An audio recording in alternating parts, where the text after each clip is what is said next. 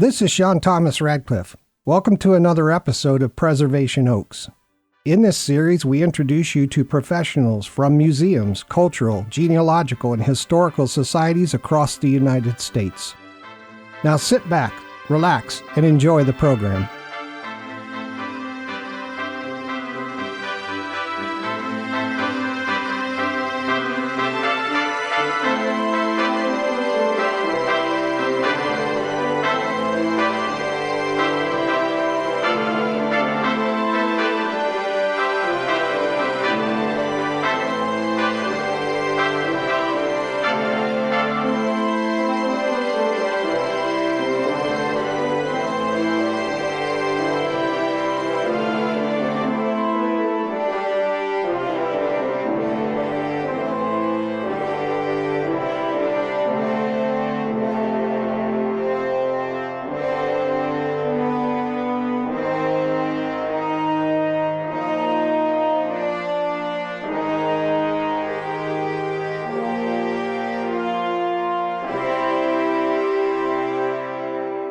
Hey everybody, thanks for tuning in.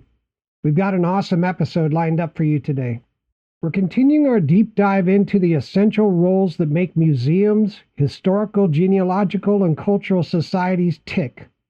In earlier episodes, episode 37 and 49 respectively, we hung out with Ms. Cheyenne Jansdatter from the Museum of Danish America and Dr. James Burns from Cypress Sage Advisors, chatting about why and when archivists and curators are needed. Those episodes were entitled, Who Needs an Archivist and Who Needs a Curator? If you haven't had a chance to listen to them, they contain some excellent information for historical and genealogical societies and museums about these roles. Today we're taking things up a notch. We're welcoming Anthony Tony Greco, the Director of Exhibits and Interpretive Planning at the Buffalo History Museum. Fun fact, the Buffalo History Museum is run by the Buffalo and Erie County Historical Society, the BECHS, and has been around since 1862. They've got some epic stories to tell about the community's history. This episode is all about who needs an exhibit designer. We'll be breaking down what this role is all about, why and when you should consider bringing one on board for your exhibits, and how they can take your organization's education and advocacy efforts to the next level. Hey, I'm Sean Thomas Radcliff, coming to you from Salt Lake City, and this is Preservation Oaks, the original talk program on MicroStream Radio. We spotlight museums, cultural institutions, historical societies, and awesome history-focused content creators across the United States. Want more content? You can catch us on preservationoaks.podbean.com or on just about every podcast platform out there. Plus, we're on Rumble, Getter, Minds, TikTok, Facebook, Odyssey, and YouTube. Wherever you listen, please be sure to like, comment, follow, or subscribe. It really helps us out. Want to be part of the program? Got questions or feedback? Hit us up at preservationoaks@gmail.com. We'd love to hear from you. A massive shout out to everybody who's been spreading the word about the show. You're the real MVPs. Thanks to your support, we're able to reach more people and share the stories of the awesome folks preserving our history. Keep being amazing. Okay, and here's the thing. We don't ask for donations from our listeners. Our mission? Pure passion for sharing the incredible work of the Preservation Oaks community. These organizations are packed with heroes keeping history alive. So if you're vibing with us, share the program and support your local museums or historical groups. Together, we'll make sure our heritage sticks around for generations. All right, that being said, let's get this show snapping and find out together who needs an exhibit designer. Welcome to the program, Anthony. Thank you, Sean. I want to thank you so much for being here and lending your voice to help the many listeners from societies and museums across the country. Can you tell us a little about the Buffalo Museum and give a shout out to them to get us started? Yeah, so I work at the Buffalo History Museum. The organization we started collecting in 1862. So, at that time in Buffalo history, we have a lot of our organizations that are forming, like the Academy of Fine Arts, the Art Gallery. And President Millard Fillmore was actually one of our founders. He's our first president. So we've been collecting since 1862. The current building that we are located in is a building, it's the only building that was intended to be permanent from the 1901 Pan American Exposition in Buffalo. So all the other buildings, like in so many expositions, were torn down following, its end. Our building was funded by the state of New York as well as the Historical Society to remain permanent, and then it would be turned over to the museum after the exposition ended. So we've been in our current location since 1901. Beautiful, neoclassical building, and we've got about 10 exhibits inside. We do lots of programs, fundraisers. We're very community oriented, community centric, driven to not tell the history of Western New York, but to share the history of Western New York with people. Yeah, for those of you who are across the world, please go on your favorite map app and take a look at the Buffalo Museum. It is a beautiful, beautiful building. You're very lucky to work there. Yeah, I love it. I was just, I did another interview this morning with the radio host, and after the interview, he had, we're off the air, and he said, and so many people say this, like, oh, wow, you've got one of the coolest jobs around. And I do. I work in a beautiful place, and I have an opportunity to just tell these amazing stories of Western New York history. My job is one of one in the community. I'm the person who's got the opportunity to have this position, and I'm incredibly grateful for it. I wondered how Buffalo got its name. Fun fact, I was looking, I said, there's no Buffalo in New York. Were there? I started looking at how Buffalo got its name, and what I came up with anyway, you live there, so you feel free to disagree with it, but they said it was named after Buffalo Creek. Yeah. So this is something that people who have studied it for years can't even decide upon. What we can do, though, is say most likely it was named after Buffalo Creek, which is this kind of meandering waterway that came up through the area, because we know that the indigenous people often named settlements after the waterways which were nearby. Right. So the Buffalo Creek, well, the waterway came up through, and then there was the Buffalo Creek settlement. And then the idea that there were actually bison here in the area is also disputed. There were maps produced at the turn of the century by the Smithsonian. Theodore Roosevelt was behind it. That actually shows that Buffalo would have been perhaps the most northeastern point of migration of the American bison. There are early indigenous accounts that go through the, maybe mid to late 18th century, where there's accounts of indigenous people saying that there were these large cow-like, I forgot what they called them, but cow-like creatures that would come up here, migrate through here. So they didn't live here permanently, but there are accounts that they would have migrated through here for salt, for salt licks and things that would have attracted them to the area. And so it is a possibility. No remains have actually been found, which kind of discredits it, but nothing's 100%. Yeah, especially when there's so many millions of bison. I mean, they had to be there, you would think. Yeah. Yeah. How else would the Indians start calling it buffalo? There was, so one theory is that, this is another theory, that there was a man who they said was hairy like a buffalo, and they named the waterway after him. But then that begs the question, well, how do you know what a buffalo looks like? So I did some research into this, and there was, the first reference calling this American bison a buffalo, I believe goes back to like the 1500s or so. And so it's really a slippery slope you can go down in determining what came first. It's kind of a chicken or the egg type argument. But if you go back to, I think it's the Greek word, or the Latin word for cow is buff. And you've got bison and then if you say ox at the water, it becomes buffalo. So there's a lot of weird theories. Another one is that it was a mistranslation of the word beaufleuve, so beautiful river. That's one that people like to repeat here. So it was somebody saying beaufleuve, and then that became a bastardization of the word, a bastardized translation of buffalo. Gosh, someday we'll be able to time travel back in time and find out. Yeah, the first time it appears on a map, I believe, or in reference is, I think, in a British officer's diary in maybe the 1760s or 1770s. That's the first time it's referred to as Buffalo Creek at that time. Boy, you know your stuff, I'll tell you. Thank you for that. Sure. Now, can you tell us about your background? How did you become an exhibit designer? It was like Buffalo Creek itself. It was a meandering path. I grew up in Kenmore, which is Buffalo's first suburb. So I still live there. It's a small one square mile suburb just north of the city. And I went to a local college, Fredonia State, which is about an hour away. The Buffalo Bills used to have their training camp there, as a matter of fact. And I wanted to get into law enforcement, or so I thought. It was right after 9/11 when I graduated, and I got a job immediately with the Border Patrol in Arizona.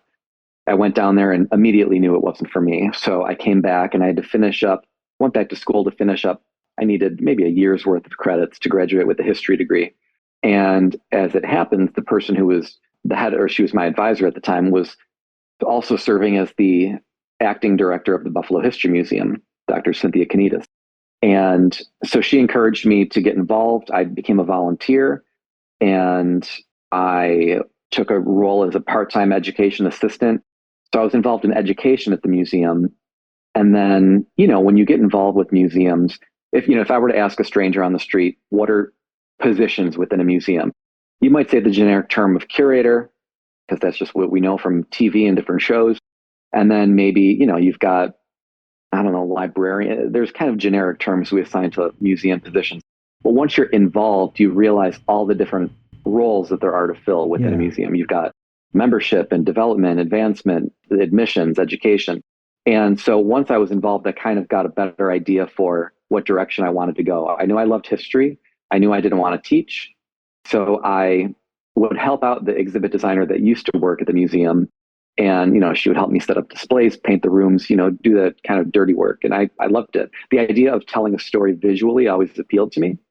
And I would always compare, an exhibit is like a pop-up children's book. So you've got the words on the page and then the artifacts become that pop-up feature. And I kind of think of it like that. So when she left, the current director promoted me into this position. So I've been the exhibit director since 2011. I've done a range of exhibits, large and small, probably over 50 or 60 total. Most of them are smaller scale, working with organizations to put up, temporary exhibits within our museum that are up for 3-4 months at a time. But I've also done, maybe 10 or so larger exhibits. My director and I and the rest of the staff have worked to change every exhibit in the museum. So about 10 large scale exhibits, anchor exhibits, we'd call them.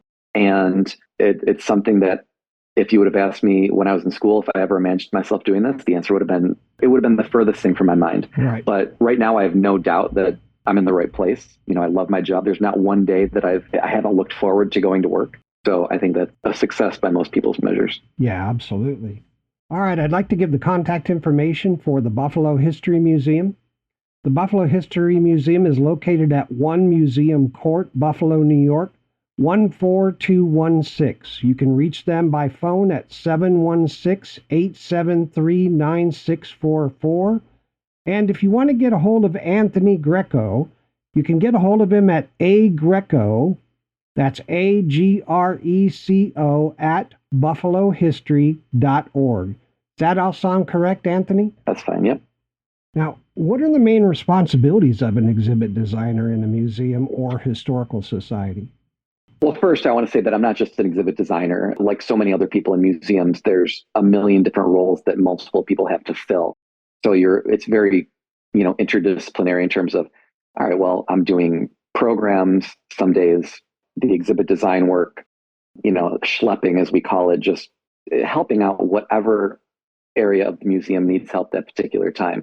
Most museums, most historical societies are a very small staff. I think we have about 18 people on hand, but we've got a relatively large facility, actually spread over 2 different buildings. So there's plenty of work to go around. But in terms of exhibit design and creating the exhibit, conceptualizing the exhibit, there's, you need to decide what stories are we going to tell. And oftentimes that's informed by our, internal committees or board-led committees. Sometimes that's information that we can glean from surveys we do with the public. What would people like to see? What anniversaries are coming up that we feel that we need to be a part of and to represent? And then once you decide those stories, it's, all right, well, what is the story we're going to tell? We know the topic. What's the story itself? What are the human interest stories? What we don't want to do is just kind of have them march through time. These are the names, these are the dates, and here's some stuff. We want to make sure that we're telling engaging stories. We're telling it from multiple perspectives. We're taking into account stories that we may not know. So we're involving members of the community who are experts with that particular topic. And then with the literal exhibit design, there's a lot of things you need to take into account in terms of, the graphic design of it, the physical layout, the different learning styles. We don't want to just put words on a wall and expect people to be thrilled by that. We want to make sure we're engaging people through multisensory experience. We used augmented reality in one of our exhibits through an app. So we're constantly trying ways to engage people differently through the exhibits. In my mind, I was going, okay, imagine a big museum room, right? There's like, some exhibits are just the corner of the room.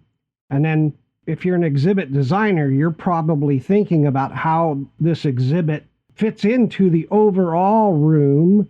And that's just so much to think about, especially balancing your creativity and how you want to try new things. Like, there's new LED color light things and things going on like that with historical accuracy when designing exhibits. How does that all work?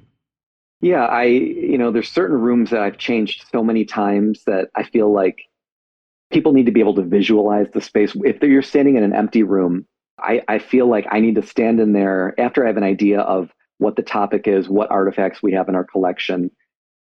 I can kind of stand in the room and envision what I think would make, an engaging display. And again, balancing what you said about historical accuracy with maybe a little bit more of an entertainment angle to it or gamification of things.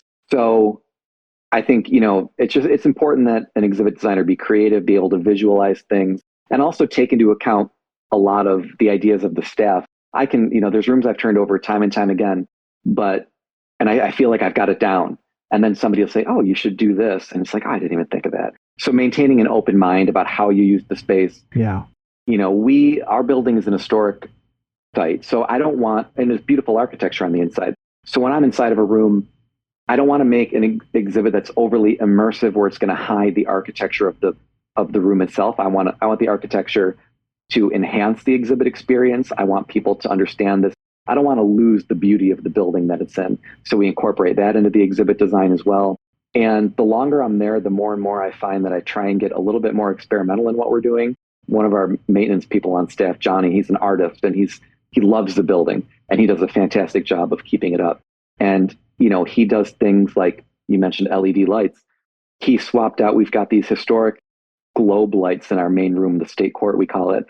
And they were LEDs. Well, he swapped out the LED bulbs with the Google bulbs that change colors, and they're on an app on his phone. Yeah. So depending on the event that we have going on, he'll change them to blue, green, whatever color it is. And it makes it just for a little bit more of a fun atmosphere. Yeah. And I feel like that idea reaches when people come in, maybe younger people, they're going to say, oh, these people, they're not stuck in the same cycle. They're willing to do things that are different to appeal to different audiences. And, to have fun with their history. I suppose you'd say that's one of the qualities that is most important for an exhibit designer to have is an open mind. Yeah. Having an open mind is incredibly important. And one of the challenges is, I'm not a tech person, so I rely upon a lot of other people to kind of bring me up to speed, what's coming down the line. You travel a lot, you go to other museums. And then you have to just kind of observe what are other museums doing? What are other people drawn to when they're in other exhibits? Yeah. And how can we incorporate that? Are we able to incorporate that into our exhibits? One thing that museums have done a lot of in the past, it's nothing new. We've been doing it for 20 years, but touchscreens. Touchscreens are great. People expect them. We've had iPhones since 2007, and it's become just this integral part of exhibit design. They're very expensive, and to do it properly with inertial scrolling and things and Zoom, it gets pricey. But I have to ask myself, is it worth it to do things like that all the time? Are we going to spend $30,000 on this well-done touchscreen, or can we approach some sort of a new technology and integrate that? Yeah. And so we did that. We did an exhibit called Continuum, which we did in 2021 for the Erie County where Buffalo is located. It was Erie County's bicentennial celebration. So in that, and we're just coming out of COVID, that first year of COVID, when we opened that exhibit, And what we didn't want was just to use our budget on a bunch of touchscreens that, yeah, they're cool, they're interactive, but kind of boring. It's been done. So we had the opportunity. And it was, again, coming out of COVID, we didn't want a bunch of people touching these screens and constantly having to clean them. So we came up with the idea of developing an app that people could use on their own phones, tablets, whatever. And there are 9 different spots within the exhibit where you can trigger these augmented reality features. So you download the app, which is advertised on the outside of the exhibit. It's free. And I worked with a company, and augmented reality was really new at that point, and they've come a long way in the technology. But, for example, one of these spots in the exhibit, we've got a carriage from the 1850s that was used by President Millard Fillmore after he left the White House and returned to Buffalo. This was his carriage. But now children, when they come through on a tour, our docents have to say, okay, well, what would be pulling this carriage? So they kind of have to imagine the horse or 2 horses that would be in front of it, right, where the driver sat on top. And what we did was, through augmented reality, we have it so that you aim your phone at this icon that's in front of the carriage, and then the carriage appears before you, an overlay of that carriage with horses on it, with the driver on it, with people inside, so people could see how this carriage would have been used rather than somebody describing it. We have a mastodon bone from Ice Age time period in Western New York history. And so you scan the mastodon bone, and then you see a large, fully fleshed out mastodon walking through the exhibit towards you. So there's 9 of those. And, that was a moment I was particularly proud of, just in terms of like the approach we had to it, because I think we were pretty innovative with that. There's glitches with it. The app doesn't always work, but it was something that was more cost effective. And I think got us a lot of attention in terms of just being a little bit more innovative than a lot of museums. Now a lot of people are doing it, so we need to up our game again. But that was something I was particularly proud of. You should be. That's very cool. Very cool. Do you guys ever go and visit MGM Studios or Disney or those places to see what they're doing? Yeah. Or is that too much?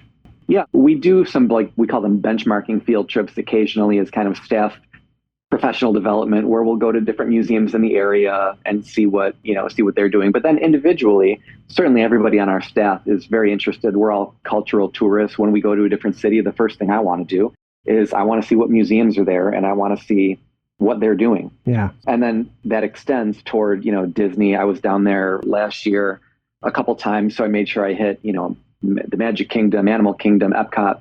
And while we can't compete with the level of technology they have there, it does give you ideas as to, these people are masters in terms of the customer experience, guest experience. And anything that we can glean from them, any museum would be smart to take advantage of.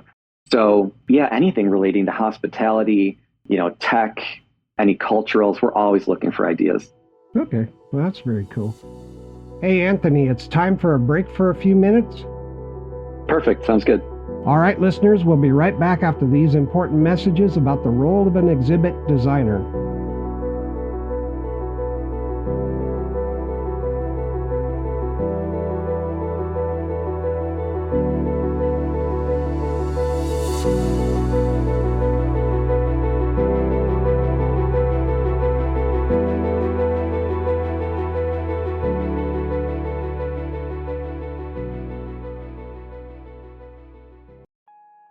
Are you part of a small historical society or museum? Struggling to turn your rich history into exhibits that captivate and inspire? You're not alone. Across the United States, countless small museums and historical societies face the same challenge. How do you bring your unique stories to life? That's where the magic of an exhibit designer comes in. Imagine this: you've got artifacts, documents, photos, and the incredible stories of your community's past. But how do you turn these treasures into a compelling experience that connects with visitors of all ages, keeps them coming back, and sparks their curiosity? That's the power of an exhibit designer. These creative experts know exactly how to take your collection and transform it into an interactive, immersive journey for your audience. They turn ordinary rooms into spaces filled with wonder, excitement, and education. Whether you're preserving local history, showcasing unique cultural heritage, or telling the stories of your town's unsung heroes, an exhibit designer knows how to make your message pop. And the best part? It's not just for the big, famous museums. Small museums and historical societies across the U.S. can benefit from an exhibit designer's skills just as much, if not more. Here's what an exhibit designer can do for your organization. They'll work with you to design exhibits that flow seamlessly from one story to the next, drawing visitors in and helping them engage with your collection in meaningful ways. They'll help you use lighting, graphics, and interactive elements to bring your history to life. From small budget-conscious tweaks to complete exhibit overhauls, an exhibit designer can tailor their approach to fit your needs and your budget. And it's not just about creating pretty displays. Exhibit designers help you communicate your mission more effectively. Whether you want to educate, preserve, or inspire, they'll craft your exhibits to leave a lasting impact. Plus, a well-designed exhibit boosts community pride, draws in more volunteers, and strengthens your organization's overall reputation. But wait, there's more. Did you know that a carefully curated and engaging exhibit can even help increase donations? When visitors feel connected to your cause, they're more likely to support your work. That's the ripple effect an exhibit designer can have on your entire organization. So, why should small historical societies and museums care about exhibit designers? Because your stories deserve to be told in the best way possible. You're the guardians of our past, and a well-crafted exhibit can help you preserve and share your history in a way that inspires generations to come. If your museum or historical society has been thinking about leveling up your exhibits, now's the time to act. Talk to an exhibit designer and see how their expertise can transform your space, no matter your size, no matter your budget. You might also like to read the book, Exhibit Makeovers, a do-it-yourself workbook for small museums, 2nd edition by Alice Parman, and Craig, Lyle Murphy, Liz White, and Lauren Willis. This book is used as a teaching guide for online courses in exhibit planning and design. This is your chance to tell your community's story in a way that's unforgettable. Consult with an exhibit designer today and watch your exhibits come to life. For more information on the role of an exhibit designer and how they can help small historical societies and museums across the U.S., contact your regional museum association. Your story is worth telling. Let's make it a story that everyone remembers. Sometimes the most commonplace artifact triggers the most heartfelt memories. The museums, cultural and heritage institutions, historical and genealogical societies within our communities have responsibility for preserving these artifacts so they can be used to educate each new generation about their own past. They are the gatherers and caretakers of the stories of our history, culture, and heritage. Sharing the lessons of history fosters an understanding of the fundamental knowledge of why things work the way they do. Once armed with a knowledge of their place in history, people have a much higher success rate as they build the future. Our values and ideals are rightly influenced by those who came before us. On each episode of Preservation Oaks, our guests share key information about these core organizations and history. You'll learn about the great work they do, what their needs are, their goals, and why you can feel really confident about the future by volunteering and supporting them. Join us wherever you get your podcasts, and then follow, comment, like, and listen. And now, back to Preservation Oaks.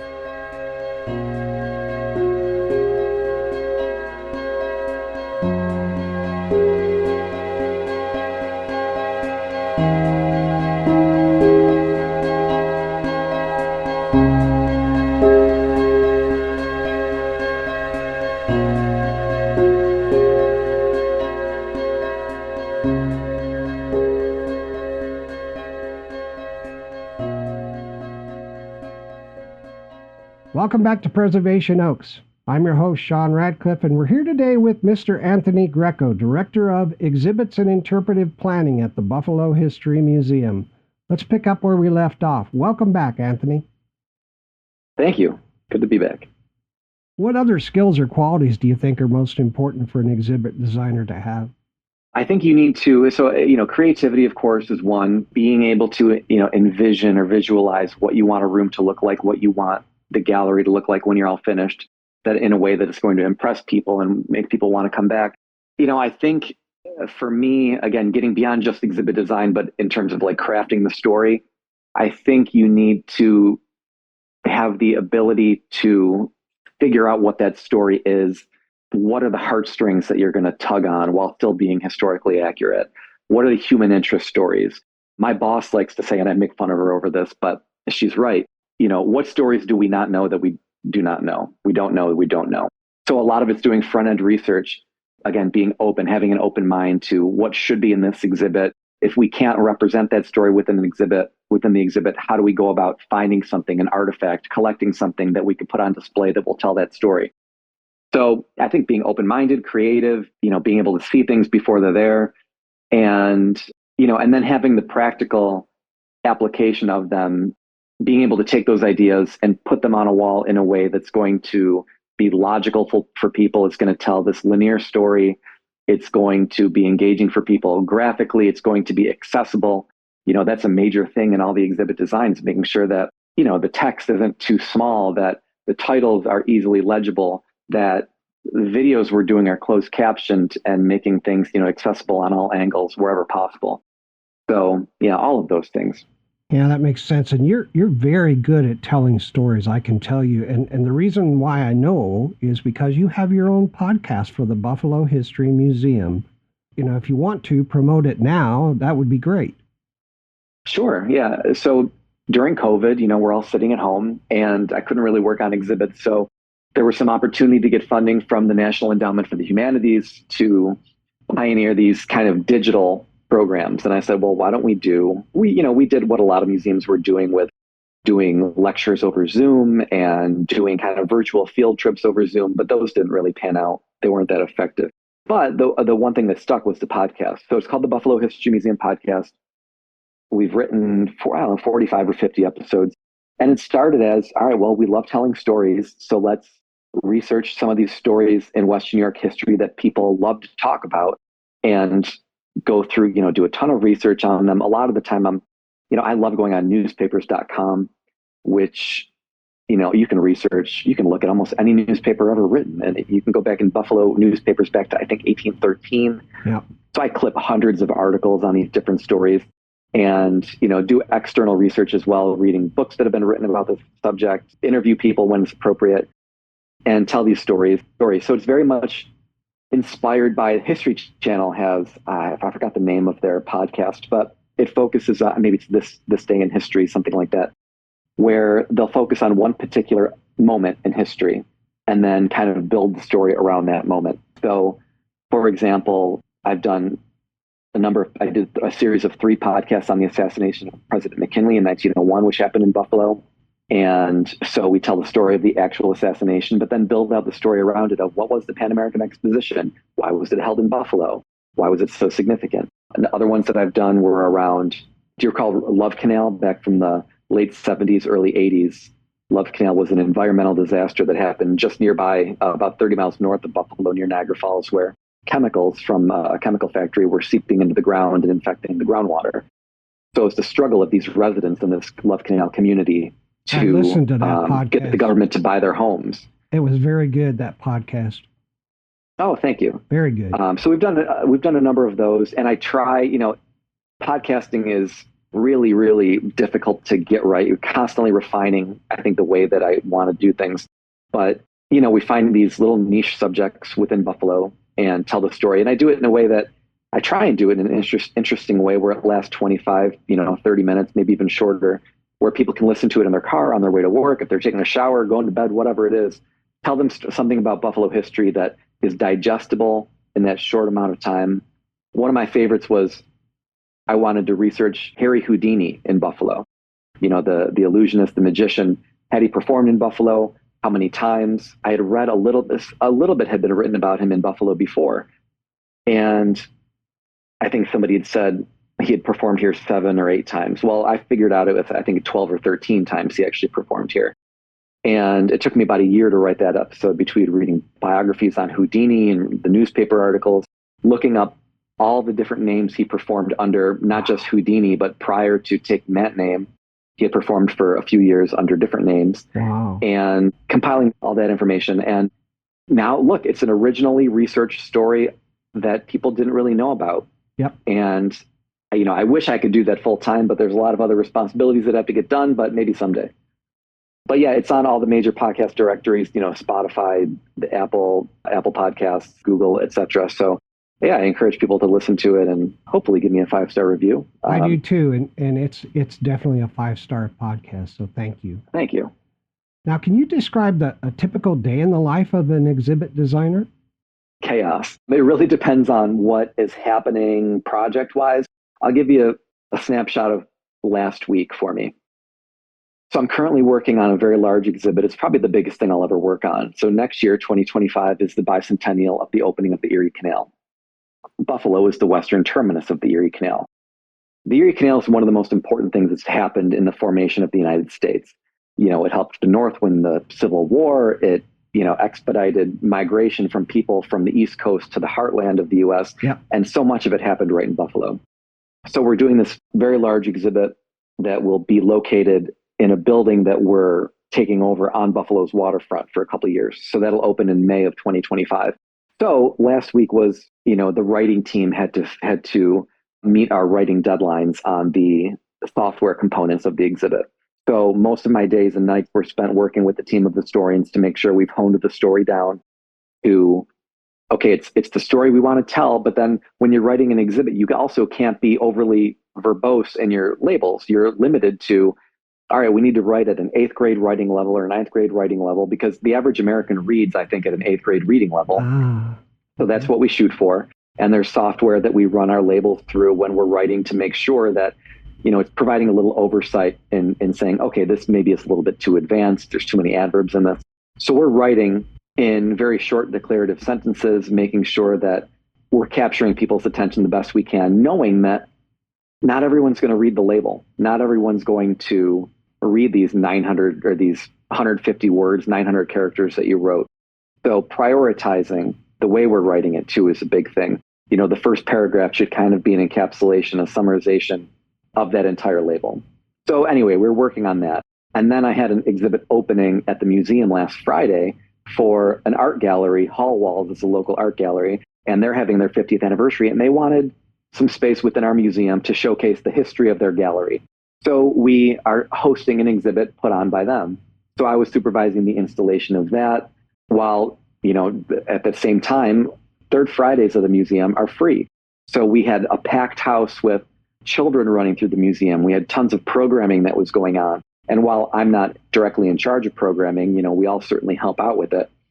So I think the role of an exhibit designer, particularly in a small museum, the average day, you're going to be pulled in a million different directions, from doing research to, making sure that you're up to date on these deadlines, to supervising installation. I don't have a team of preparators that are going to make sure that all the artifacts and cases are ready to go for an exhibit. That's something that I have to do myself.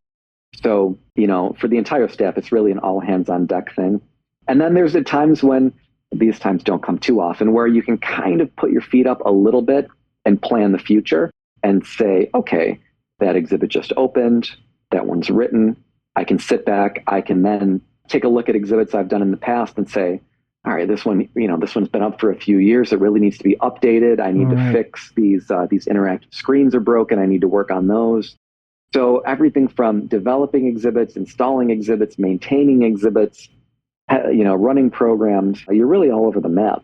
Yeah, and it's constant maintenance, huh? Constant maintenance. That's the downfall of technology is, in the past, if you had more hands-on tactile experiences, you could go through, clean things, disinfect things. So, the touch screens we have, they don't break down all the time, but, constant use, high traffic areas, they're going to break down, and you need to be able to fix them or know people who can fix them. Right. So, running into that, changing lighting within display cases, the museum is never perfect. So even though you may have just finished a number of projects and you can, you have that moment where you can sit back and take a sigh of relief, there's always more to go back to refine things and to make things more perfect. Yeah, wow. No wonder you're busy all the time. I'm busy. We're definitely all busy, and I'm sure every exhibit designer who's going to be listening to this, or every person who works in a museum, is going to be able to sympathize and say or identify with it, because I know that I think unless you're working in a really really large exhibit or a museum with a large staff, you're up against the same thing. You remember Tim Russert, the news anchor for Meet the Press? Yeah. Tim was from Buffalo, and he passed away in 2008. And down in Washington, D.C., the Newseum, which was a for-profit museum all about, the press and the First Amendment, and they had done an exhibit after Tim passed away where they recreated his office within their museum with everything that was on it, the books that were on his shelves, and it was like you're stepping into his office the day that he passed away. Well, that had had its run at the Newseum, and a coworker of mine and I went down to Washington. They were going to loan the exhibit to us. So we had to take that exhibit apart. We worked in DC for a week, loaded it up on U-Hauls, brought it back to Buffalo and installed it at the museum. And it was on display for about 7 years at our museum. But when we were in Washington, the Newseum was this beautiful, I think it was their operating budget, if I remember correctly, was $66 million a year. Ooh. Yeah, that was 66 times what ours was at that time. Yeah. But still, they had 4 or 5 exhibit people. But given the scale of it, they were just as busy as I was. They had to multitask just as much as I did. So, it's a condition that a position that museums are up against. I think we're always balancing staff and funding and, what needs to go where. And so we're all quite busy. It is so important, though. Now, you've mentioned some of them, but are there any other key considerations when designing an exhibit for public display? I think accessibility would be a big one. And I'm still, you do it the best of your abilities, especially in an old building. But I think that's the most important thing. That's the basic thing. Before you get to the creativity, before you get to the writing, and things like in the interactive, you want to make sure that everything is accessible for everyone. Smithsonian had put out a guide to like exhibit label design, things like making sure that how many times have you gone to I think art museums are particularly guilty of this. A lot of their labels are very, very long. They're written at a very academic level, and their font is incredibly small. That's not accessible. That's not something that, maybe an elderly person can go up to and read easily. So making sure that, when you're writing a label, again, the writing style is clear, declarative.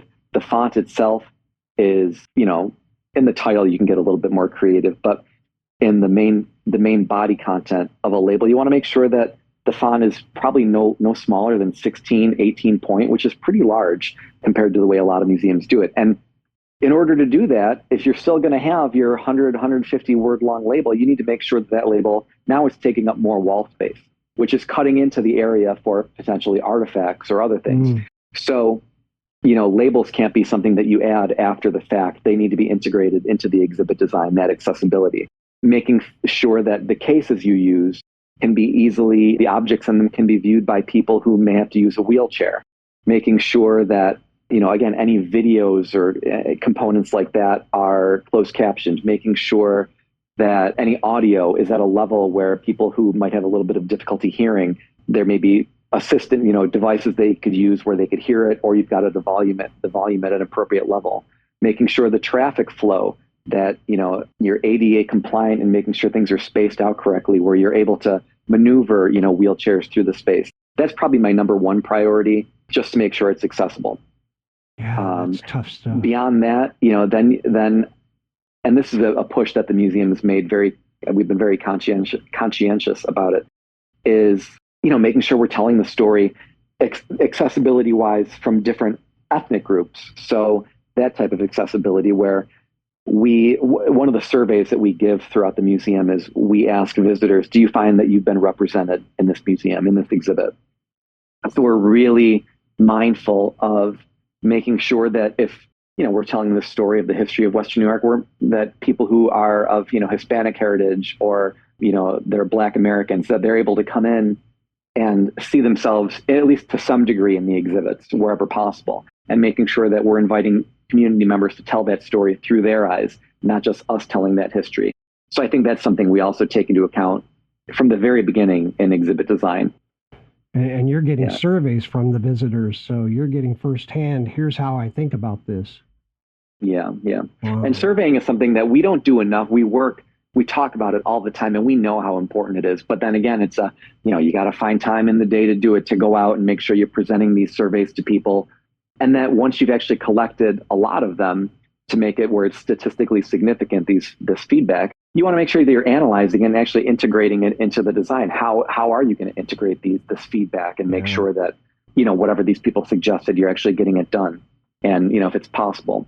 So, that's something that we do. We don't do it as well as we should, and we're conscious of that. But it's something that we and other museums are really working toward, I feel, is, always wanting to get that feedback. Can you give an example of a particularly challenging exhibit you've designed and how you overcame the challenges? There are probably a lot of difficult exhibits that we've done. So I'll say, well, we'll use the example of telling Indigenous history. That's something that the museum has always been, I think, relatively progressive in terms of how we interpret Indigenous history. In our state courtroom, right above the doorway, engraved in marble, it says, "Other council fires were here before ours," which is a Seneca saying. And we've had that in our museum for over 100 years. So we've always been pretty proactive when it comes to, a lot of museums are doing land acknowledgements, acknowledging that Indigenous people were here before us. But we've always been pretty proactive. And then in the 90s, we were proactive with the repatriation of a lot of Indigenous goods from the museum back to the appropriate nations that they belong to.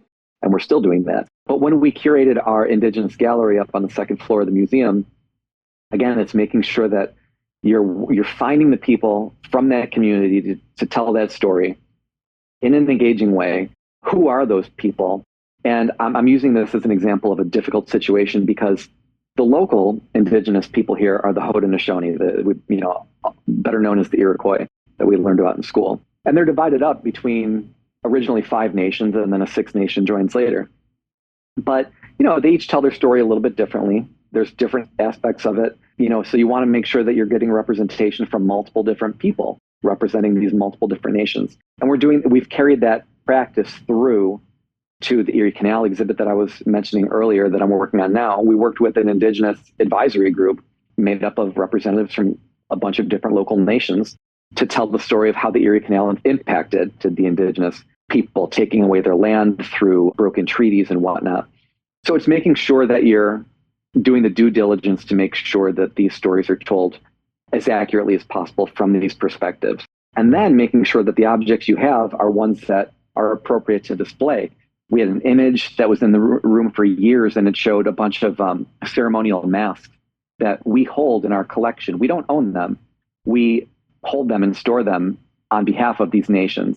And at times they've been borrowed and then returned by these nations. But we had the image, but the image, as we learned, was something that was inappropriate to show. They're considered sacred. So we rethought the interpretation of that. We blurred out the images of them in that particular image so they're not in the background.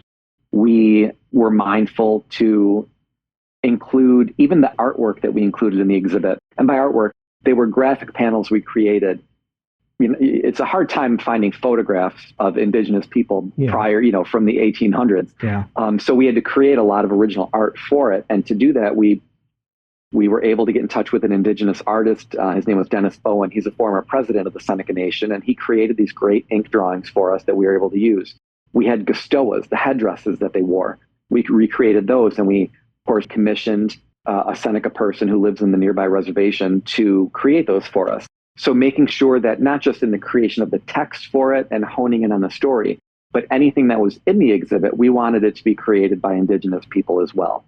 So really doing the due diligence we could to do that. And at the end of the day, we made efforts. There's a lot of things, and we did that one, that was probably 12 years ago. A lot of things I would do differently now with our Indigenous gallery, because you're constantly learning, you're constantly trying to improve, you're constantly developing more connections into the community.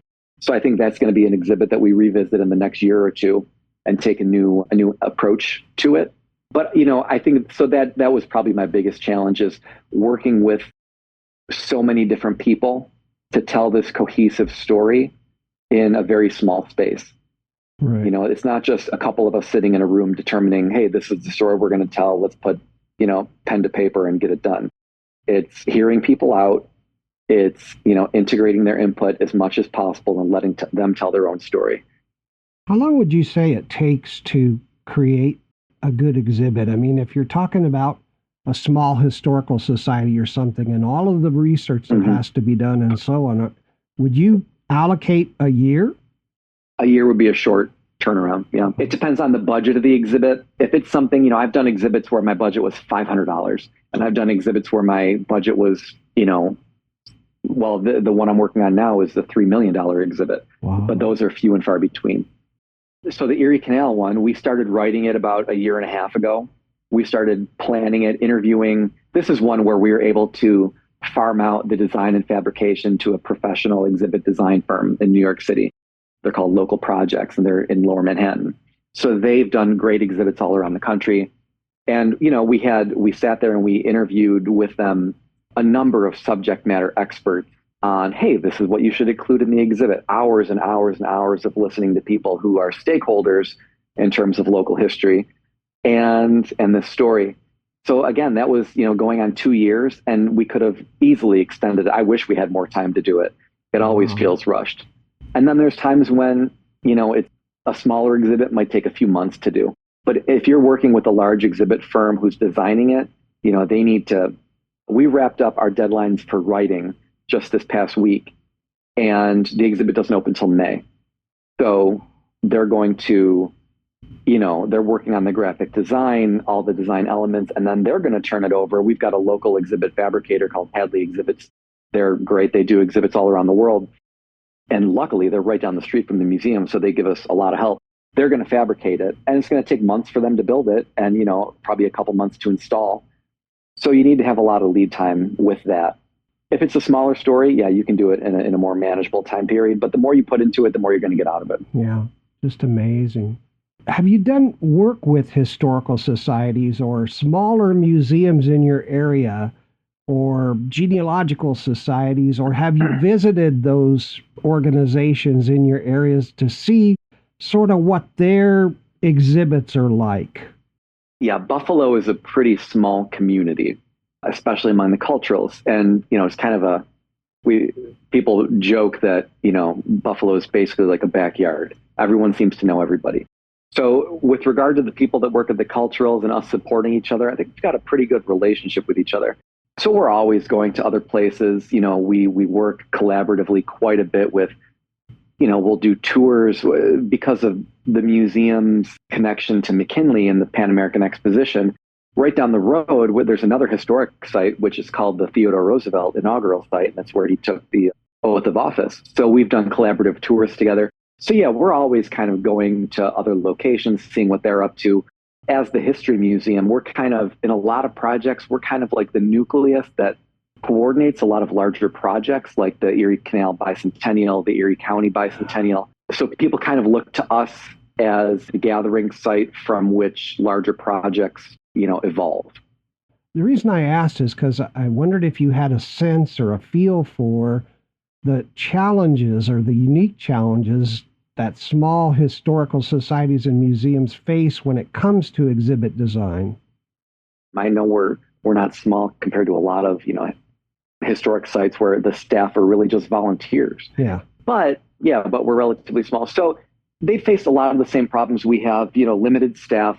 Building an exhibit, unless you've got carpenters on staff or people who can fabricate elements of it, exhibiting is prohibitively expensive.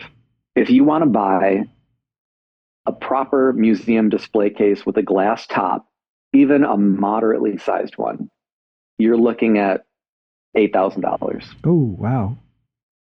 So we've had, it can be brutal. So we reuse, when you get a display case, man, you better take care of it, and you better, make sure that lasts. So you could buy lower level exhibit components, but then, some things maybe look cheap. So it's a balance. It's a balance that you have to make. And, a lot of small organizations just don't have maybe even the bandwidth staff-wise to create exhibits. So they end up having the same thing maybe for a long time. And then certainly to afford a high level exhibit is, again, prohibitive. And then what you run into is you have a lot of organizations that are competing for the same donors, the same grants, the same foundational support. And realistically, again, it's Buffalo. We're a lovely city. We're, I think, 83rd or whatever largest in the country now. We used to be the 8th largest, but we're all competing for a lot of the same money. And so it gets difficult to find sponsors that would help to pay for those exhibits and things. So yeah, if you're in a smaller organization, you really, the people who work there, the people who volunteer there, like salt of the earth people who really take so much upon themselves, and they're donating their time, even if they're getting paid. I guarantee they're working overtime and not getting paid for it to create the things, the offerings, the programs that they have at those historic sites. Yep, absolutely. What advice would you give to small museums and historical societies that are designing their first professional exhibit? Figure out what you're able to do reasonably among your staff and then outsource the rest. So figure out, okay, and we do this to an extent. If you're going to pay for somebody to write the exhibit, lay it out graphically, print it, install it, going to be, again, very expensive. However, if you're able to say, all right, somebody on staff, or we could hire somebody, a consultant who will work relatively inexpensively to write it or whatever, chop off what you're able to do on your own, do that, and then the more you're able to do, then feed that to the exhibit designer, to the fabricator, and so on. With that Hadley exhibits that I mentioned that I've worked with in the past, again, they do work all over the world, and they're fantastic. Yeah. But exhibiting is very expensive. So what I'll do is I'll say, okay, we've got a budget of, I don't know, $500,000 for this large exhibit we did a few years ago. And I'll go to them with the vision that I have for it. So we're not starting at square one. We don't need to go through all the charrettes and brainstorming of what this could be. We're walking in and saying, this is this is the look, these are the colors, these are the artifacts we have. And then we've already eliminated dozens and dozens of hours of potentially billable time that they would otherwise charge. All right. So if you're able to do something, if you've got a little bit of money to have things fabricated, to buy a display case, whatever it would be, figure out what you're able to do in-house without, detracting from the quality of the exhibit. And I think that's been our best way of saving money, is not to just turn things over to an exhibit designer or exhibit fabricator, but rather, do what we're able to and then chop off, farm off the other parts of it. I'm sorry to interrupt, Anthony, but it's time for us to take a break for a few minutes. That's fine. All right, listeners, we'll be right back after a message about the Buffalo History Museum.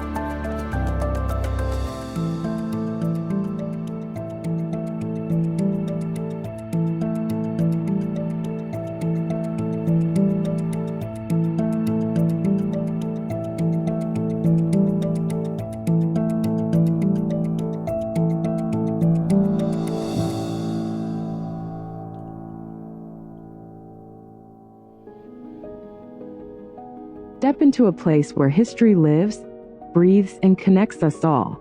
Welcome to the Buffalo History Museum, a gem of Western New York, where every artifact tells a story, and every visitor is a part of history in the making. Located at 1 Museum Court, Buffalo, New York, the museum has been a beacon of history and culture since 1862. Founded by inspired history makers and dreamers, the Buffalo History Museum started as a collection of regional paintings, photographs, and manuscripts. Today, they've grown to house nearly 500,000 treasures, from soldiers' footlockers and industrial innovations to vivid photographs of Buffalo's neighborhoods. Step back in time and witness the rich tapestry of Buffalo's past, from its role in westward expansion to its industrial innovations and cultural evolution. Explore exhibitions that shine a light on their ties to national history and celebrate the people who shaped this city. Discover the New York State Building, a masterpiece of Buffalo architecture by George Carey, designed for the 1901 Pan American Exposition. This magnificent structure became the permanent home for local history and stands today as a gateway to unforgettable experiences. Bring the whole family. Whether you're a lifelong resident, a curious student, or a visitor discovering Buffalo for the first time, the Buffalo History Museum offers something for everyone. From immersive exhibits to engaging educational programs, they spark curiosity and foster connections between generations. Why visit? Because every visit to the Buffalo History Museum is more than just a walk through the past. It's a journey that brings you closer to the future by helping you understand the stories of those who came before us. Their mission is to inspire personal connections to Western New York's history, strengthen the community, and preserve shared cultural treasures. They're not just a museum, they're a hub for gathering, socializing, and connecting, a place where networks are created, experiences are shared, and memories are made. Their doors are open, and you are invited to be part of the story. Come visit them at the Buffalo History Museum, located at 1 Museum Court, Buffalo, New York. Call them today at 716-873-9644 or visit the website at buffalohistory.org to plan your trip. Don't forget to follow them on social media for the latest events and exhibits. Together, you'll keep the spirit of Buffalo alive. The Buffalo History Museum, where every story matters and everyone is welcome. Explore the past, engage the present, enrich the future. What's the best hometown of all? Winter, summer, spring, or fall? Buffalo, Buffalo, boost Buffalo, it's good for you. Boost Buffalo, it's good for you. Buffalo's ideal for work and play. Buffalo's ideal in every way. There's plenty to boast about in Buffalo. The most modern expressways, Magnificent waterways, many great industries, wonderful climate, natural beauty, plus cultural facilities. Boost Buffalo, it's good for you. Boost Buffalo, it's good for you. Buffalo deserves your appreciation. It's the finest hometown in the nation. Boost Buffalo, it's good for you. And now, back to Preservation Oak.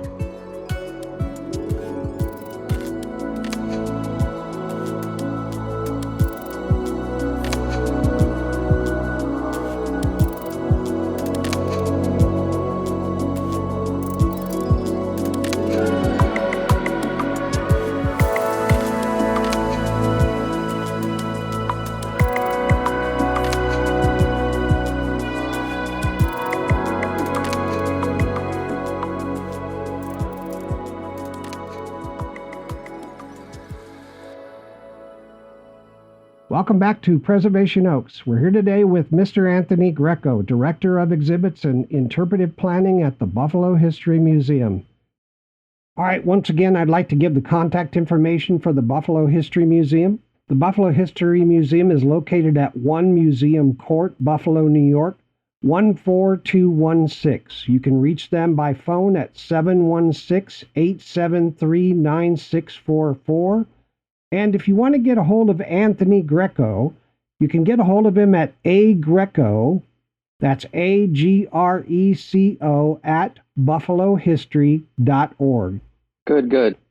Anthony, we've learned so much. This is great. Thanks for the great information. Really appreciate it, and welcome back. Thank you, Sean. You may think this is a really silly question, but normally in business, we look at return on investment. So we say, well, if we invest $15,000 here, then we're going to get, 3 times that much in return. Should museums, small museums, should they look at their exhibits that way, where if I spend this money, then I'm going to get potentially an increase in this amount of donations or members? Yes and no. So there's the caution of you don't want to. Well, for a long time, museums, you didn't want to necessarily operate as a for-profit business with that mindset. Right. Of course, you want to invest in high-quality exhibits and programs that are going to bring people back time and time again, if possible. You're never going to get that 300% increase on the return on investment for the most part. I think more and more as maybe a little bit more public money or corporate support is harder to get. It dries up a bit. Museums are faced with the challenge of how can we use our money more efficiently? How can we do that a little bit more? I think we're thinking a little bit more strategically in terms of what return we're going to get for things. But we also have to do things that normal, like your clothing store or whatever business you want to talk about, they don't have to worry about.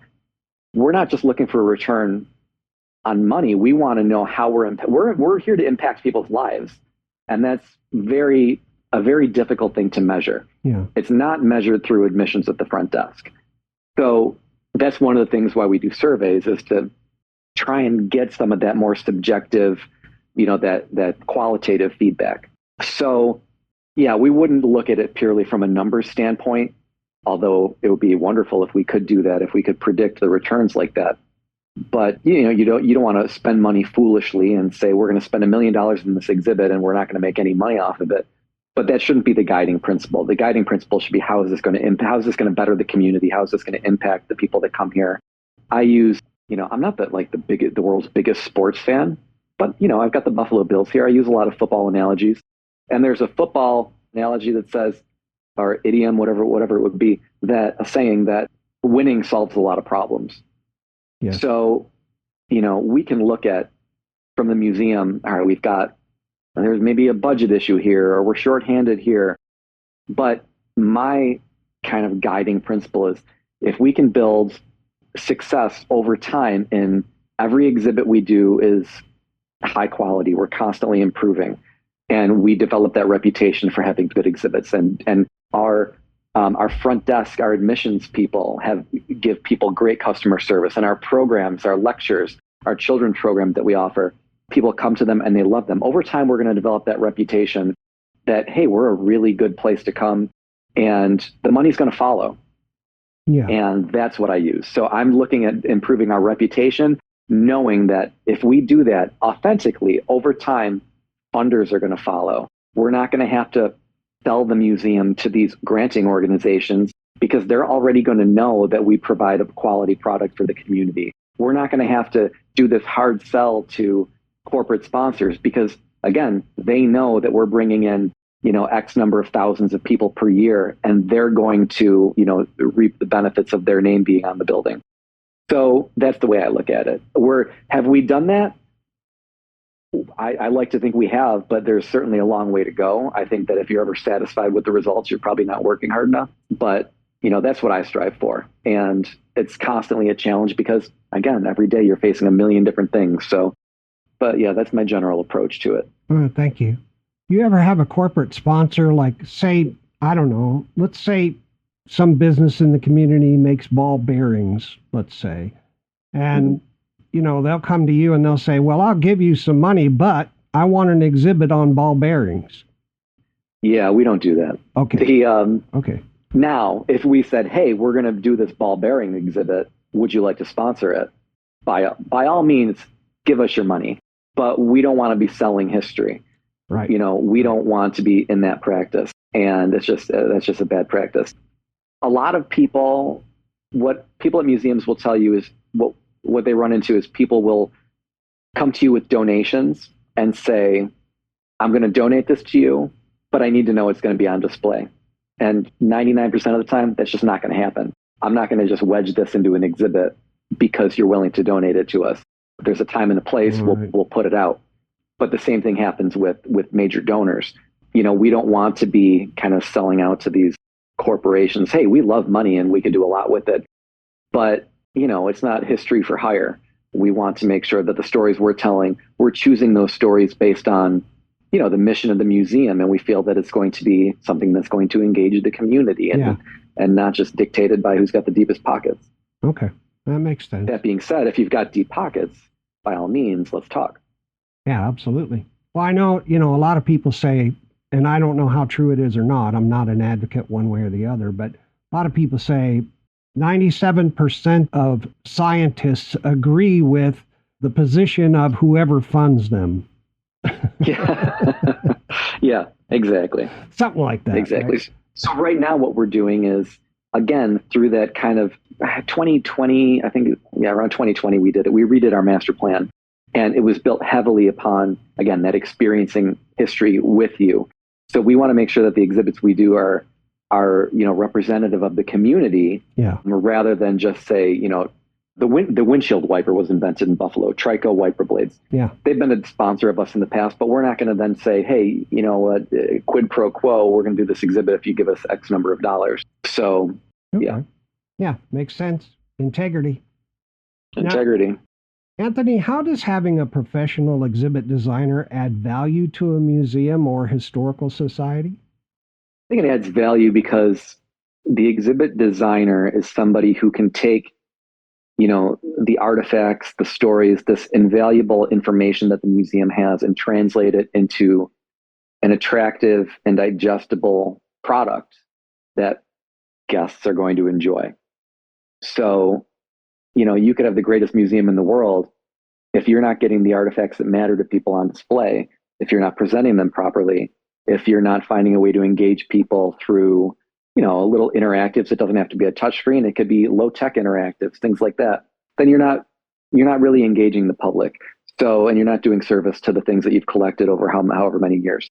So I think that's that exhibit designer, the curator, whatever you want to call them, is somebody who can, again, digest that story that people want to hear and give it to them in a way that, they can appreciate, take in, share with their family. One of the ways, this is kind of getting pretty specific into that question, but when I write a label, my idea is I want to be able to write it at a level where a person who has no familiarity with the subject can, like a mother, let's say, she's reading this label, she can read it without having to go back and read it twice, and then easily tell that label, explain it in simple terms to their child, where they wouldn't have to really think about it and process it. And that's just one aspect of what an exhibit designer or a writer or a curator will do, is take this potentially complicated story and isolate it down to, these are the points that we feel that people need to have as takeaways, and present it in a way that, again, will be easily digestible. Right. Yeah, it makes a lot of sense. Now, you've done some surveys on your exhibits. In your experience, what impact does well-designed exhibits have on visitor experience and satisfaction? Do you have any data on that? Again, with surveying, things like that, we're nowhere near where we want to be in terms of like usable data. But just anecdotally, when people go into a room, into a gallery, I think that the exhibit design, it's the first thing that they're going to see is how this is presented. Yeah. Not everybody. Some people read some of the labels some of the time. That's one of my little sayings. A lot of people, mainly the casual visitor who might be just visiting from out of town and doesn't really care about Buffalo history, but they want to see what the deal is with this place that they're visiting. I want them to come into a room and kind of be blown away by the artifacts that are on display, by how they're presented. I want things to be, glossy and shiny and presented well. And I think that immediate impression, like when they come into the room, if you see, this is really more maintenance, I suppose, than design, but if you see dust on something here, it's got a musty smell, you're immediately going to be turned off and say that you don't like that place. If they come into a room and it's beautifully designed and the graphic design is, innovative and clear and concise, and it's delivering a coherent story with great artifacts that are in beautiful display cases, they're going to walk away with that, and they're hopefully going to go to Google and give you a 5-star review. So that would be one where you could actually trace it to people who had visited. But, that first impression, that when they just come in and I want them to know, without having to read anything, that we did this exhibit, very thoroughly to the best of our abilities, and we didn't, cut corners. Yeah. Thank you for that. What are some common misconceptions about the role of an exhibit designer? That I sit in my office all day and just read books. Yeah. I think people think that people who work in museums are, that we're pretentious and that we're just perusing artifacts, like the end of Indiana Jones and the Raiders of the Lost Ark, where there's just this giant room filled with artifacts, and we walk through it and pick things out and say, oh, we should display this. We're very much, how do I want to say this? Constantly at least for me, constantly trying to figure out what to do next, how to do a better job, how to engage with the community. So many museums, not just us, but so many museums are so driven by the community now that, you can never do a good enough job of telling those stories. So I think one of the misconceptions would be that we are maybe out of touch or don't care about the average person. We think they're better than them. Maybe that's just in my head, but that's what my friends tell me. They think, oh, you work at a museum, you think you're better than us. Not the case at all. We're all trying to serve the community the best we can. Yeah, absolutely. Yeah, some good points. I really liked your comment about finding something that you do not know. I don't know how I go about finding, if I'm a small museum, how I go about finding something that I don't know. I guess going to newspaper.com or wherever and going through newspapers. Well, here's what I'll give you an example. So again, referring back to the Erie Canal exhibit that I've been working on.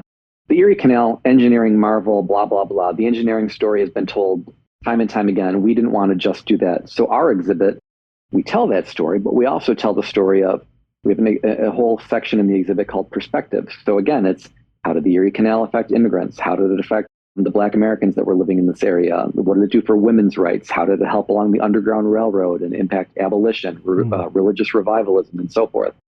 A lot of those stories I did not know.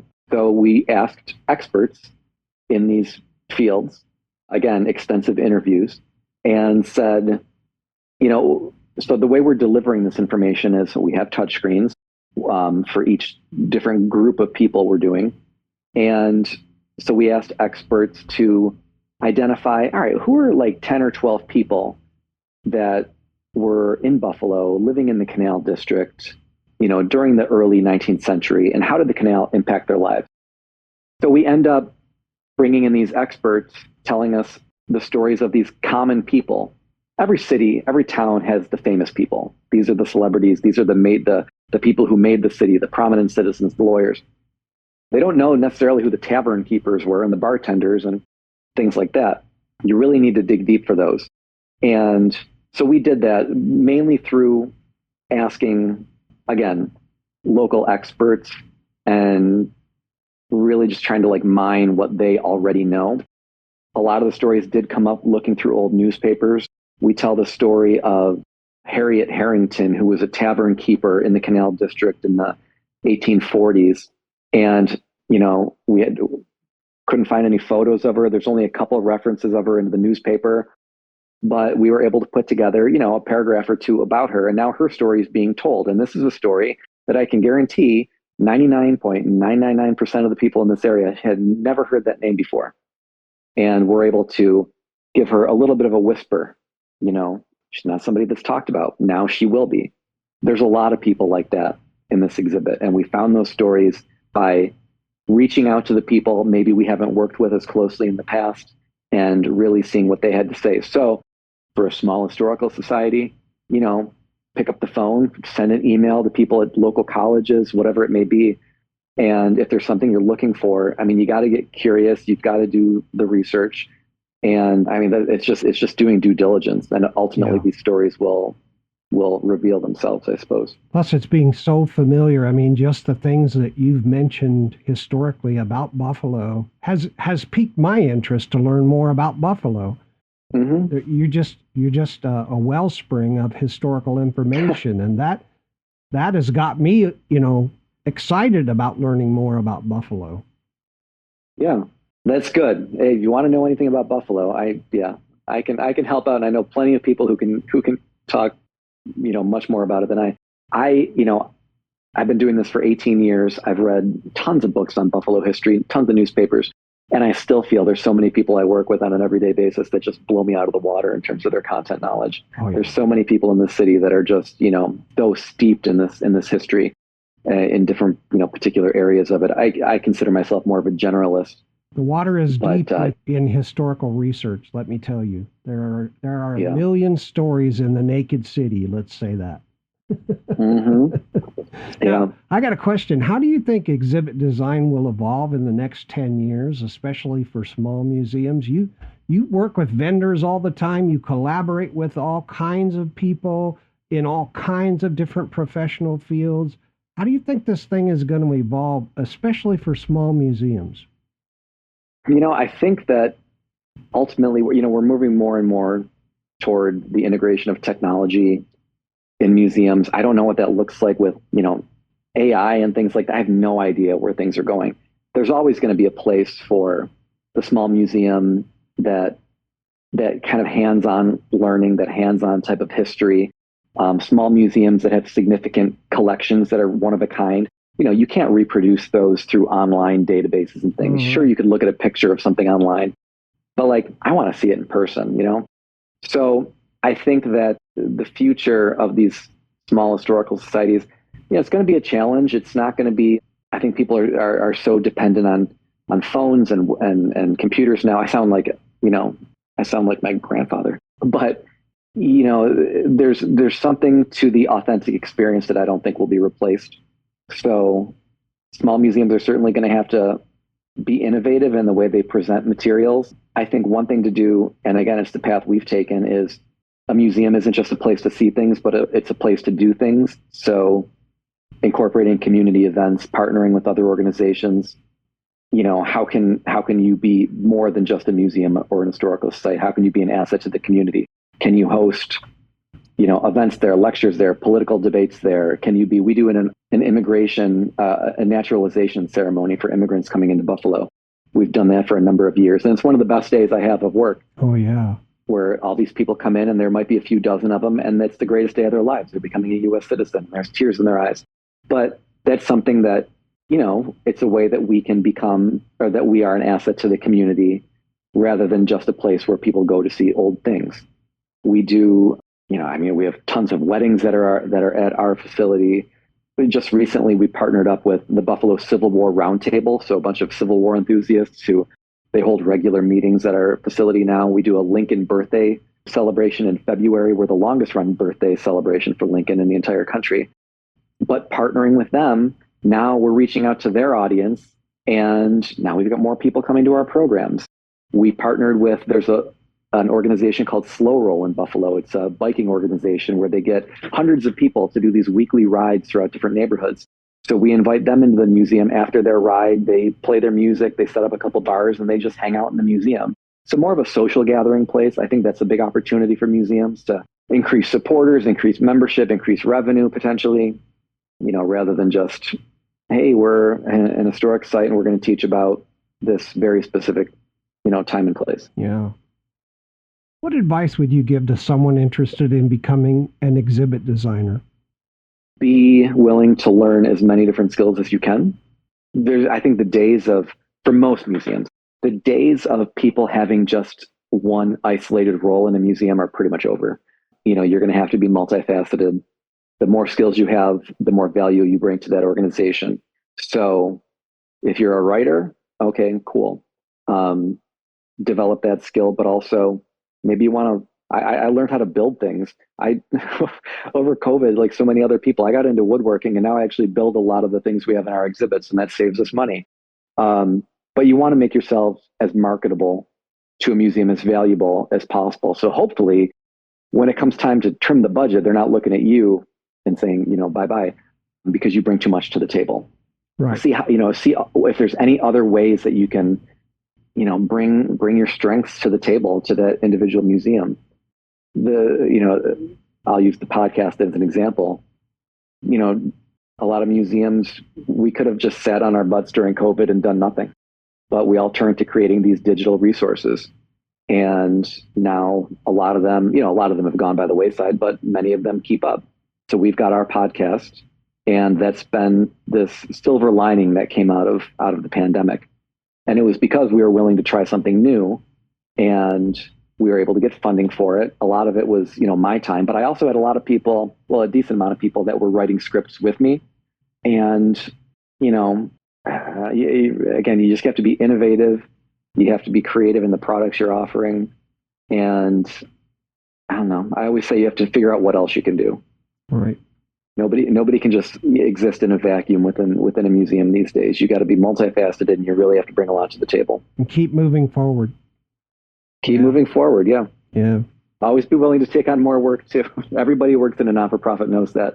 It's very much, it's more than just a job. It's very much a calling, a vocation for many people. Thank you for that, Anthony. That's good advice. Are there any books that you would recommend for small historical or genealogical societies and museums to pick up that can help them with exhibit design?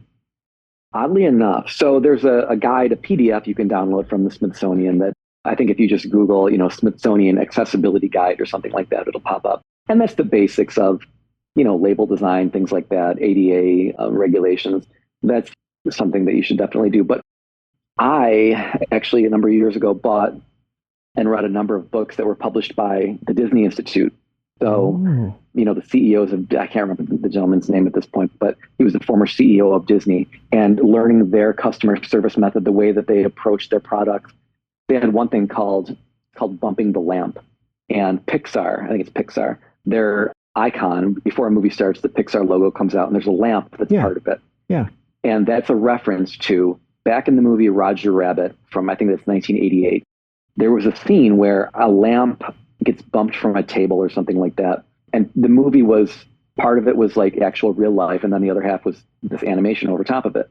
And there was a problem, I think, with the shadow of the lamp, and it wasn't consistent. And the movie was done. And they said, no, go back and redo that scene. So the idea that it wasn't good enough because it wasn't perfect. Now, that's not realistic that we can apply that same level of effort in everything that we do, because we get burned out like any other human being. But that they call it bumping the lamp. So making sure that, if you pay attention to the small details, you pay attention to the small stuff, you'll get the big stuff right. Right. Not letting easily solvable mistakes get through, having that quality control. Because again, you do these things and you're going to develop this reputation in your community. You're going to get good reviews, and hopefully that translates to more funding, more money, more visitors, in a perfect world. Very cool. I ran into a book. I was telling you earlier about this book, and I didn't know the name. I couldn't remember the name of it, but it's called Exhibit Makeovers, a Do-It-Yourself Workbook for Small Museums, 2nd edition by Alice Parman, Ann Craig, Lyle Murphy, Liz White, and Lauren Willis. And this was, recommended by an online course in exhibit planning and design. And I thought, I might pick one of those up and just read it, Sure. Yeah. Yeah, there's a lot of books out there. You can probably get a lot of good information from each one. Maybe they wouldn't all apply to your particular organization or your particular budget, but like anything, you're going to find things in those books that apply to you and your situation. So yeah, read as much as possible. If it doesn't apply to you, you can feel free to forget it. But I think that, the more you take in, certainly the better you'll be. Yeah. You always want to be looking at what other people are doing. For years, I worked with a guy at the museum, Walt. We took a little trip recently, but he's recently retired. But he was 30 years older than I am. He had worked at the museum for a long time. Yeah, I learned so much from him just because he had gone through it. And, so ally yourself with the people who know what they're doing and you can learn from. Those are the people you want to hang out with. And, again, you're going to get so much information that's just going to stoke into you from their institutional knowledge, from their professional experience.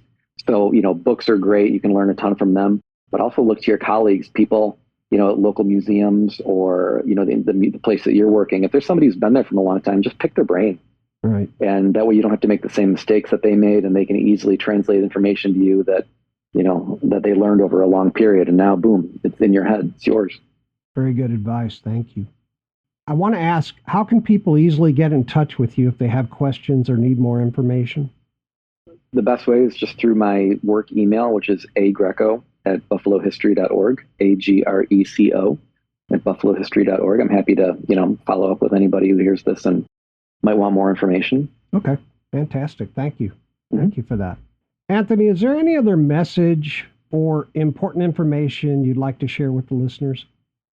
Well, I mean, I guess just to reiterate what I had said about people who work in museums, it really is, it's an amazing job. It's an amazing opportunity that not a lot of people get, but a lot of people do want. And it's a great opportunity, but you also have to make the best of it, which means, applying yourself every day, learning, like we just mentioned, learning as much as you can about your position and really bringing everything you can to the table to kind of help the team, because There's very few museums have the problem of being overly funded and overly staffed.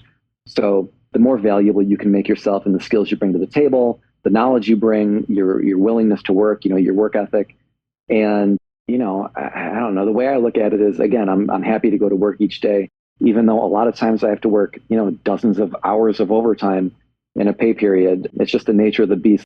That's part of to quote The Godfather, it's the business we've chosen, but it's a great business to be in because you get to meet new people every day. You get to hear these stories that, grandparents come in with their grandchildren and they've got they just want to have that experience in the museum and talk about the past. And for people who love history and who love that nostalgia and that kind of intergenerational connection, it's so rewarding.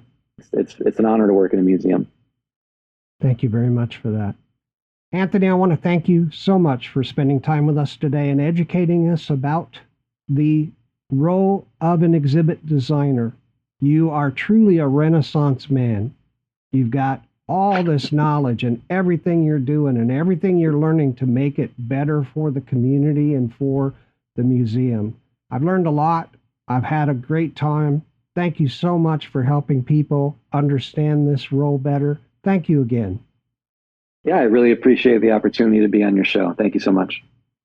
You're welcome. And with that, we'll end our time with our guest, Anthony Greco. Listeners, please stay tuned for my comments and wrap-up, which is coming up next.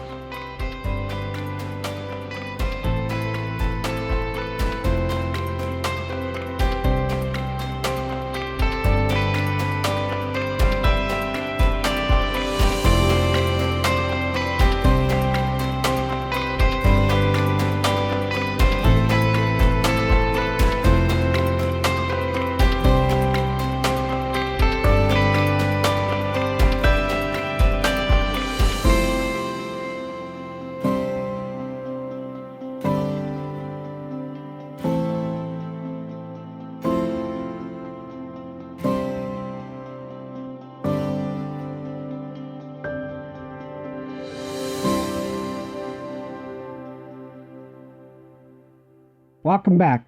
As we wrap up this enlightening episode of Preservation Oaks, I'd like to take a moment to reflect on the incredible conversation we just had with Mr. Anthony Greco, the Director of Exhibits and Interpretive Planning at the Buffalo History Museum. Operated by the Buffalo and Erie County Historical Society, this museum is a beacon of historical preservation, and Anthony is one of the key individuals ensuring that its light continues to shine brightly. Anthony Greco is truly a Renaissance man, a phrase that fits him perfectly.